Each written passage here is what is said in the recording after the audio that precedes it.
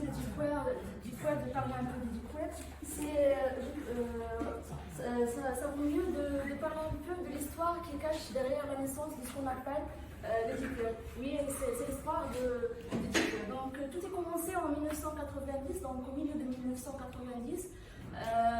Alors à la fin des années 90, deux organismes de recherche de ministère américain de la Défense ont piloté une initiative visant à élaborer un réseau anonyme, chiffré et sécurisé. Pourquoi cette initiative? C'est tout simplement pour protéger la communication des espions du pays. Pour bien comprendre la situation, il faut savoir que la sécurité informatique, la sécurité informatique à l'époque, c'était pas comme aujourd'hui. Donc les choses sont évoluées. Maintenant, on a un temps de sécurité, c'est pas la même chose qu'auparavant. Donc pour un système militaire d'un pays, donc c'est très sensible d'avoir une communication et on ne sait pas s'il est sécurisé ou non. Donc c'est pour cela que l'idée a été évoquée pour la première fois pour créer un réseau anonyme, chiffré, sécurisé, tout simplement pour sécuriser le système militaire. Donc tout est commencé aux États-Unis. En général, ce projet a été évoqué, mais à condition qu'il doit être secret. Donc, les utilisateurs d'Internet ordinaire comme nous, normalement, ne devraient pas avoir ni la connaissance ni l'accès à ce réseau. Mais cette clandestinité envisagée ne sera pas concrétisée. Pourquoi? Parce que certains chercheurs ont trouvé dans ce projet, dans cette idée, un projet intéressant, le lancement d'un système non lucratif qui vise tout simplement les militants des droits humains et la vie privée tout simplement. Donc on peut dire que voilà, c'est ça la naissance de ce qu'on appelle Tor et le réseau Tor. Mais malheureusement les choses vont prendre un autre chemin, on va voir ça après. Mais c'est ça en général la naissance de ce qu'on appelle le réseau Tor. Donc en commençant par le Deep Web, comme a déjà vos camarades expliqué, le Deep Web c'est un réseau. Et comme on a déjà vu, donc le Deep Web c'est un réseau anonyme, chiffré et secret. Donc comme vous voyez, c'est fait référence à la partie du web qui n'est pas indexée par les moteurs de recherche traditionnels tels que Google, Bing et Yahoo. En général, si vous voulez accéder à un site internet, donc qu'est-ce que vous faites tout simplement, c'est vous tapez le nom du site dans un navigateur, ou bien vous faites la recherche sur Google. Mais ce n'est pas tous les sites sont indexés par les moteurs de recherche comme Google. Donc ça ne veut pas dire que si vous tapez n'importe quelques sujets ou bien quelque chose dans Google, vous allez avoir le résultat dans Google, parce qu'il y a tant de pages qui ne sont pas indexées par Google. On va voir ça après. Alors pourquoi ces pages-là ne sont pas indexées par Google? Tout simplement parce qu'ils sont protégés par des protocoles de sécurité et des pare-feux. Donc on ne peut pas les accéder tout simplement avec n'importe quel navigateur, mais il faut utiliser des logiciels spécifiques comme par exemple Tor de Honorata, ou bien I2P, Invisible Internet Project, ou bien Freenet. Donc il y a ces trois exemples de logiciels qu'on peut utiliser pour accéder au Deep Web. Mais le plus célèbre et le plus connu c'est Tor. D'accord? Alors qu'est-ce qu'on trouve en général dans le Deep Web? On va voir ça avec Lisa après. Mais en général, c'est quoi le Deep Web? Le Deep Web, c'est un réseau dans lequel nous sommes, on peut dire qu'on a un temps de sécurité, un temps d'anonymat dans le Deep Web. Qu'est-ce qu'on trouve? Qu'est-ce qu'il y a dans le Deep Web? C'est en relation avec les utilisateurs du Deep Web. Ce n'est pas en relation avec le Deep Web. Le Deep Web, ce n'est qu'un réseau tout simplement qui est chiffré, chiffré, anonyme, ainsi de suite. Mais ce qu'il y a dans le Deep Web, c'est en relation avec les utilisateurs de Deep Web. Donc, on trouve ici que le contenu du Deep Web comprend par exemple des pages web générées de manière dynamique, des pages protégées par un mot de passe, des bases de données privées, des sites de e-commerce restreints, des forums privés, des réseaux privés d'entreprises. Il est également connu pour être un lieu de vente de drogue, d'armes et d'autres produits illicites, mais il contient également des informations précieuses et légales, telles que des bases de données scientifiques, des archives gouvernementales et des bibliothèques numériques. Pour bien comprendre, ce qu'on trouve en général dans le Deep Web, on peut trouver des choses qui sont légales et aussi on peut trouver des choses qui sont illégales. D'accord? Donc, comme vous voyez ici, on peut trouver des données scientifiques, des archives gouvernementales, des bibliothèques numériques, ce qui est vraiment à 100% légal, mais aussi on peut trouver des choses qui sont illégales. Donc, en général, le Deep Web, ce n'est qu'un outil. Donc, c'est vous, ou bien c'est l'utilisateur qui apprécie comment on va utiliser cet outil. Malheureusement, pour bien comprendre, donc on prend un bouton, donc on peut utiliser un bouton pour créer des salades, ou bien faire des salades, ainsi de suite, ou bien pour faire des choses qui ne sont pas légales. Donc c'est la même chose pour le Deep Web. Donc ça n'a rien à voir avec la criminalité ou ce qu'on entend que le Deep Web, c'est dédié tout simplement seulement pour les choses qui sont illégales. Alors c'est pas vrai. Donc on peut dire que le Deep Web contient le tout simplement. On passe. Maintenant, on va passer au web sombre, le dark web. Donc, le web sombre, c'est une partie du deep web. Donc, il contient presque toutes les choses qu'on a dit auparavant.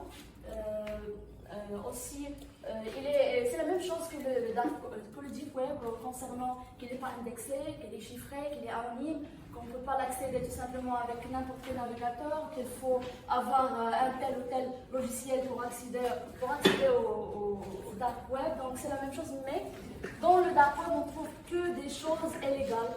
Donc on trouve des sites illégaux, la vente des choses restreintes, des informations illégaux illégales comme des informations volées, comme des comptes bancaires, des comptes piratés.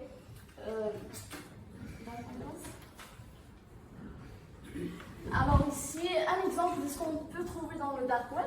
Donc des sites de trafic de drogue, des pages dédiées aux réseaux pédophiles, des informations illégales comme des mots de passe, numéros de carte bancaire volés. Donc c'est un espace, on peut dire que c'est un espace idéal pour les criminels pour faire leurs activités avec un temps d'anonymat, tout simplement. Concernant le Deep Web, donc le Deep Web héberge aussi des sites cryptés permettant d'échapper à la censure dans certains pays et des réseaux permettant aux internautes de communiquer anonymement. Donc parmi l'utilisation de Deep Web, on trouve qu'il y a pas mal de citoyens dans notre pays qui l'utilisent pour s'échapper de la censure des pays. Donc si on peut dire qu'il y a des pays, on n'a pas un temps de liberté d'expression, il y a vraiment beaucoup de censure.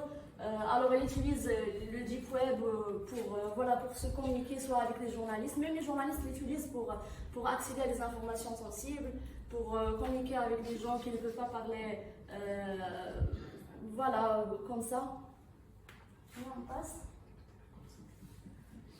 Voilà la différence entre le Deep Web et Darknet en général. C'est un résumé. Ce qu'on a dit, c'est le Deep Web, le Dark Web, ça fait partie du Deep Web et contient des pages non indexées par les moteurs de recherche traditionnels comme Google, Bing, Yahoo, ainsi de suite. On a dit que le Deep Web, alors c'est pas illégal comme tout dit ou bien comme on entend, c'est pas vrai, c'est les activités qu'on trouve qui sont légales ou illégales, d'accord? Mais le Dark Web, c'est le côté sombre du Deep Web. On a dit que malheureusement, il y a vraiment beaucoup de gens qui utilisent cet anonymat pour faire des activités qui ne sont pas légales.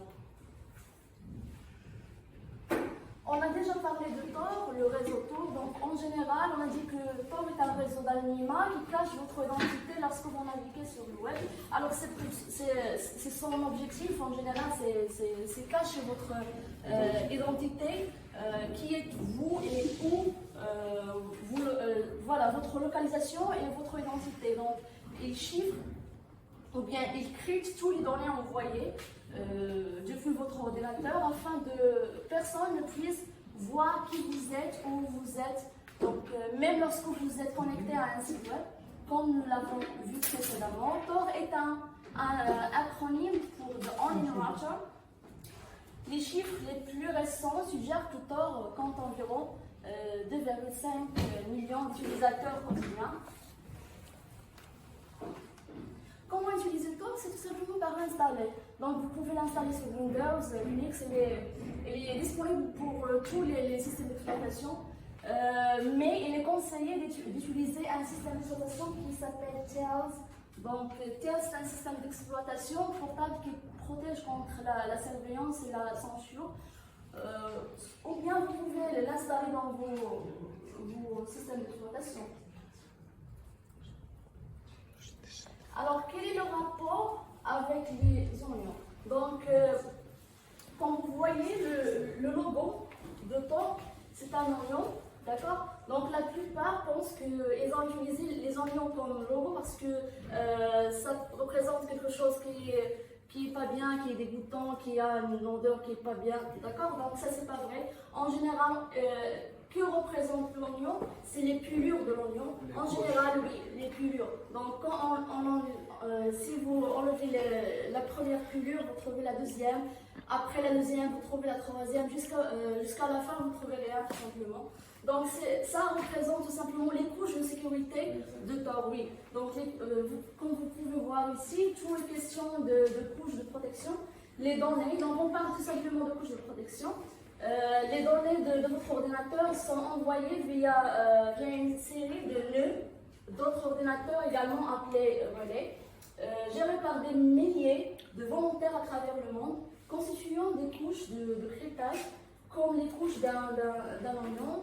Tor vous donne une adresse IP différente à chaque fois que vous envoyez ou demandez des données masquant votre vraie adresse et rendant presque impossible pour les regards indiscrets de savoir d'où proviennent ces données. D'accord, donc maintenant on va passer, si vous voulez accéder au Deep Web, alors comment peut-on faire ça en toute sécurité? On a bien parlé que Tor vous donne un temps d'anonymat, il chiffre vos données, il vous donne un peu de sécurité, mais il n'est pas vraiment sécurisé à 100% parce que, comme vous voyez ici, alors la police est arrivée à arrêter plusieurs gens, des criminels qui travaillent sur le Deep Web. Donc il faut faire attention quand vous entrez au Deep Web. Si vous voulez accéder au Deep Web, il faut prendre en considération que le Deep Web c'est un espace idéal pour les pirates, pour les hackers, pour des gens des escrocs et ainsi de suite. Donc vraiment c'est leur espace idéal. Donc ils vont essayer tout pour pratiquer, pour essayer des virus qu'ils ont achetés ou bien qu'ils ont créés eux-mêmes. Donc, la première des choses, c'est utiliser un VPN fiable et sécurisé. Donc, il est conseillé d'utiliser un VPN, éviter les VPN gratuits. Il faut choisir un bon VPN avant d'accéder au Deep Web. Installer un navigateur sécurisé comme Tor Browser, c'est évident. Mettez à jour votre logiciel de sécurité et de protection de la vie privée. En général, aussi, il est conseillé de choisir un bon antivirus avant d'accéder au Deep Web pour vous protéger tout simplement contre les logiciels malveillants. Utiliser des précautions de sécurité et éviter les sites web de suspects. Donc il faut faire attention qu'est-ce que vous visitez dans le Deep Web. Connectez-vous à un serveur VPN situé dans un pays différent. Ouvrez votre navigateur sécurisé, connectez-vous au Deep Web en utilisant des URL fiables. Utilisez le navigateur de manière responsable.